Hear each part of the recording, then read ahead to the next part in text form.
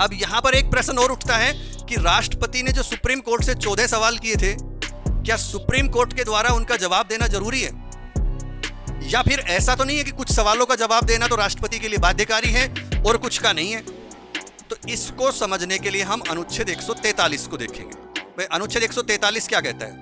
देखो, अनुच्छेद 143 उसका टाइटल है उच्चतम न्यायालय से परामर्श करने की राष्ट्रपति की शक्ति, power of president to consult supreme court, और ये आर्टिकल 143 में ऐसा लिखा गया।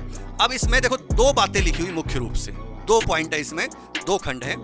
एक तो ये है कि यदि किसी भी समय राष्ट्रपति को ऐसा प्रतीत हो कि विधि का या कोई तथ्य का कोई ऐसा प्रश्न उत्पन्न हो गया है या फिर होने की संभावना है जो सार्वजनिक महत्व का है, तो उस पर उच्चतम न्यायालय की राय प्राप्त करना भाई आवश्यक समझ रहा है, उचित है, वांछनीय है, समीचीन है। यहां पर एक्सपीडिएंट शब्द का प्रयोग किया गया है कि कोई भी प्रश्न सार्वजनिक महत्व का है और उस पर राष्ट्रपति को लगता है कि ये उच्चतम न्यायालय की राय लेना जरूरी है, तो वह उस प्रश्न को विचार करने के लिए उच्चतम न्यायालय को निर्देशित कर सकेगा। राष्ट्रपति कर सकेगा, जरूरी नहीं है कि राष्ट्रपति के लिए भी। और उच्चतम न्यायालय इस पर सुनवाई के बाद जो वो ठीक समझे, राष्ट्रपति को उस पर अपनी राय प्रतिवेदित कर सकेगा। यहां पर भी सकेगा शब्द लिखा है, यानी ये नहीं लिखा है करेगा, सकेगा लिखा है। तो सुप्रीम कोर्ट भी यहां पर ऐसे प्रश्नों के लिए बाध्यकारी नहीं है जो सार्वजनिक महत्व का हो, यानी सार्वजनिक महत्व के किसी भी प्रश्न पर सर्वोच्च न्यायालय की राय मांग सकता है। ऐसे मामले में सर्वोच्च न्यायालय अपनी राय दे सकता है, लेकिन बाध्यकारी नहीं है।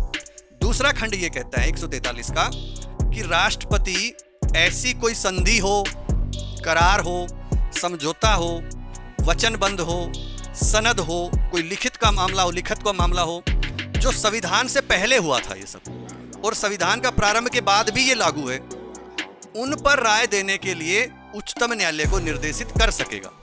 यानी राष्ट्रपति ऐसा कोई भी समझौता है जो संविधान से पहले हुआ, कोई करार है, कोई इस प्रकार की कोई लिखित का मामला है, तो उस और जो आज भी लागू है उसको सर्वोच्च न्यायालय के पास भेज सकता है कि भाई इस पर अपनी राय दो। अब राष्ट्रपति इस पर भेज सकता है। यहां तो राष्ट्रपति के लिए तो दोनों मामले में ही ऐच्छिक है।